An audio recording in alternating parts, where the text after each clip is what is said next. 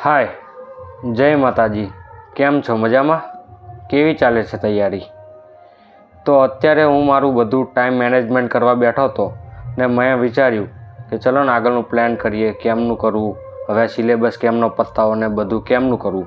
તો મને થયું ચલો ને એક વિડીયો બનાવી દઉં, જેથી તમને પણ આઈડિયા આવે કે આ બધું મેનેજ કેમનું કરવું એન્ડ આપણું આગળનું પ્લાનિંગ કેવું હોવું જોઈએ. સાઈડમાં બીજો અવાજ આવતો હશે, પણ આપણે તૈયારી કરીને કેવી રીતે આપણે નેગેટિવ પીપલને અવોઇડ કરીએ તેમ તમે પણ આ અવાજ અવોઇડ કરજો અને જે આપણે સાંભળવાનું છે તે ફોકસથી સાંભળજો. તો આજે હું એક એવા ટૉપિક પર વિડીયો બનાવું છું કે જે વગર પ્રિપરેશન અધૂરી છે. મેં ઓલરેડી ટાઈમ ટેબલનો ડેલી રૂટીનવાળો વિડીયો બનાવી દીધો છે, જે મુજબ તમે ફોલો પણ કરતા હશો એવી આશા છે. પણ જો તમે સેલ્ફ એનાલિસિસ નથી કરતા તો આ બધું અડધું જ કામ કરે છે. આજે હું તમને સિમ્પલ ભાષામાં સમજાવીશ સેલ્ફ એનાલિસિસ શું છે, શા માટે, કેમ જરૂરી છે અને આપણે કેવી રીતે કરવું. પહેલાં તો આપણે સમજીએ સેલ્ફ એનાલિસિસ શું છે. સેલ્ફ એનાલિસિસ એટલે પોતાને સાચી રીતે જોવું, પોતાની સ્ટ્રેન્થ પણ જોવી અને પોતાની મિસ્ટેક પણ એક્સેપ્ટ કરવી. એક્ઝામ્પલ તરીકે, હું ક્યાં ટાઈમ વેસ્ટ કરું છું કે દિવસમાં પોતાનો સમય ક્યાં વધુ વપરાય છે, હું ક્યાં ફોકસ ગુમાવું છું, હું ક્યાં ઇમ્પ્રુવમેન્ટ કરી શકું છું. આપણે બીજાની મિસ્ટેક તરત જોઈ લઈએ છીએ, પણ પોતાની મિસ્ટેક જોવી એ જ સેલ્ફ એનાલિસિસ છે. સ્ટડી માટે સેલ્ફ એનાલિસિસ કેમ જરૂરી છે? માની લો તમે 8 થી 10 કલાક સ્ટડી કરો છો, પણ જો તમે રોંગ ડાયરેક્શનમાં કરો છો તો રિઝલ્ટ નહીં આવે. સેલ્ફ એનાલિસિસ તમને બતાવે છે કે ક્યાં ટાઈમ વેસ્ટ થાય છે, કયો સબ્જેક્ટ વીક છે, કઈ હેબિટ પ્રિપરેશનને નુકસાન કરે છે. સિમ્પલ શબ્દોમાં કહું તો સેલ્ફ એનાલિસિસ વગર પ્રિપરેશન બ્લાઇન્ડ થઈ જાય છે. હવે આપણે સમજીએ સેલ્ફ એનાલિસિસ કેવી રીતે કરવું. હું પર્સનલી શું કરું છું એ કહું અને બતાવું તમને. હું રોજ 5 થી 10 મિનિટ બેસું છું અને પોતાને પૂછું છું આજે શું કર્યું, અને જે મેં આખો દિવસ દરમિયાન ભણ્યો હોય તો તેને આ રીતે લખું છું. આજે મેં આટલા સબ્જેક્ટ કર્યા અને આજે મેં આ પોઈન્ટ ભણ્યો અને સિલેબસમાં તેને ટિક માર્ક કરું છું, જેથી મને પણ ખબર પડે હવે શું બાકી છે ને કેમનું કરવાનું. તો હું તમને બતાવું તે કઈ રીતે કરું છું.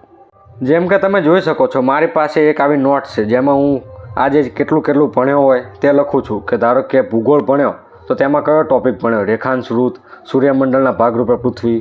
પછી ગણિત ભણ્યો તો તેમાં હું કયું ચેપ્ટર લખું. તમને આ લાગશે કે આ ટાઈમપાસ છે, પણ ધીરે ધીરે તમને આનું મહત્ત્વ સમજાશે કે આનાથી તમારે ખુદનો સેલ્ફ કોન્ફિડન્સ વધશે અને પરીક્ષામાં પણ આ ઘણું મદદરૂપ થશે કે તમને પણ તમારું સેલ્ફ એનાલિસિસ ખબર પડશે કે તમે કેટલું ભણ્યા અને હવે કેટલું બાકી છે. પછી સિલેબસની વાત કરું તો સિલેબસમાં જેમ તમે જોઈ શકો છો કે મારે જે ટૉપિક પતે ત્યાં હું રેડ ટીક માર્ક કરું છું. જેમ કે ઇતિહાસ, તો ઇતિહાસ સબ્જેક્ટ મારે આખો પતી ગયો તો જો તે આખા બધા મુદ્દા ઉપર ટીક માર્ક કરી નાખવાનું, જેથી આપણને આઈડિયા આવે કે આપણે આટલું પતાવી દીધું, હવે બસ ખાલી આટલું જ પતાવવાનું છે અને આપણે સેલ્ફ મોટિવેશન મળે. હવે જેની પાસે આવી ખાખી ડાયરી નથી તો એને આવી કે લાવવાની જરૂર નથી. આ ખાખી ડાયરી તો મારી પાસે આ વર્ષે છે, પણ ગયા વર્ષે મેં આ રીતે એક નોટબુક હતી એ જ બનાવી હતી આ બધું લખવા માટે. જોઈ શકો છો માય સિલેક્શન ટ્રેકર 2025નું, એમાં જ હું બધું લખતો હતો. આ જોઈ લો તારીખ 27/2/2025 ગુરુવાર. કેટલા કલાક ભણ્યો, શું શીખ્યો, શું સારું થયું, શું બાકી છે, આ બધું આખું સિલેક્શન ટ્રેકર જ મેં બનાવ્યું હતું, જેનાથી તમે પોતાનું સેલ્ફ એનાલિસિસ કરી શકો કે તમને કેટલું આવડે છે ને કેટલું નથી આવડતું.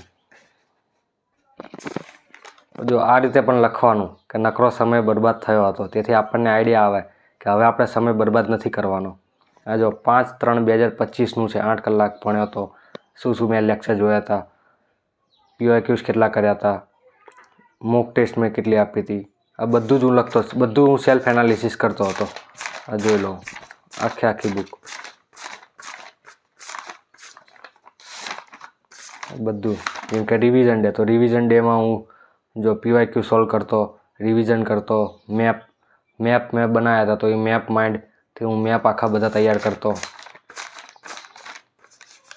જો છેલ્લા 60 દિવસ રહ્યા હતા કોન્સ્ટેબલની પરીક્ષાના 15/4/2025 થી 15/6/2025 સુધી મેં એક શિડ્યુલ બનાવ્યું હતું કે રોજ મારે આટલા લેક્ચર ફરજિયાત જોવાના જ છે, ડે 1થી.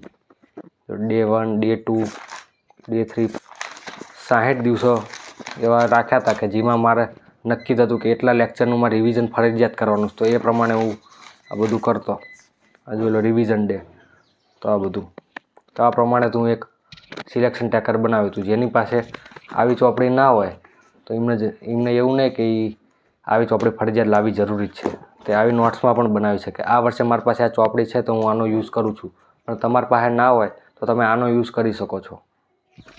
ત્યારબાદ હું પોતાની જાતને પૂછું કે શું ન આવડ્યું, અને જે ન આવડ્યું હોય તેને બીજા દિવસે ફરી તૈયાર કરવાનું, જેથી ડાઉટ સોલ્વ થઈ જાય તેનો. અને એક વાત, જો મિસ્ટેક થાય તો આપણે ડિમોટિવેટ થવાની જરૂર નથી, કારણ કે માણસ માત્ર ભૂલને પાત્ર.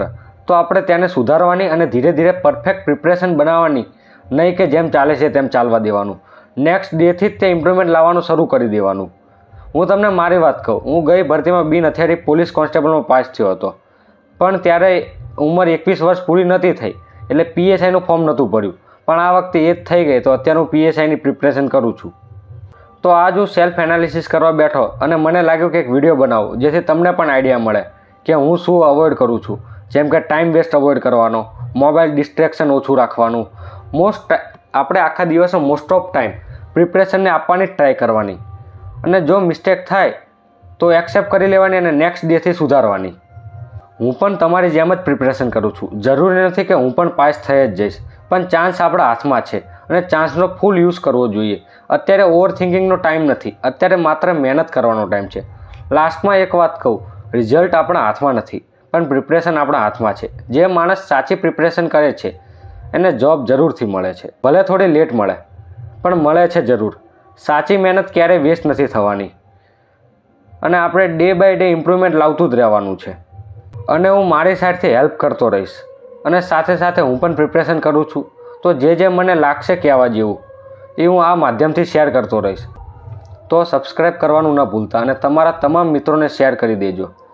અને એક વાત બીજી કરવાની છે, જે મિત્રો PSIની તૈયારી કરે છે તેમના માટે, કે તમને ખબર જ હશે, જેમાં મેઇન્સની એક્ઝામ જે 100 માર્ક્સની રહી તે ખૂબ મોટો ગેમ ચેન્જિંગ રોલ પ્લે કરે છે.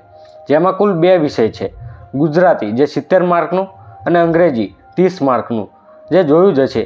પણ આપણે ટૂંકમાં વાત કરીએ સિલેબસની, તો જે નિબંધ છે ગુજરાતીમાં 30 ગુણનો છે, સંક્ષિપ્તીકરણ 10 ગુણનું, જેમાં આપણને એક ફકરો આપ્યો છે, તેને 1/3 ભાગમાં લખવાનો રહેશે અને તેનું શીર્ષક આપવાનું રહેશે.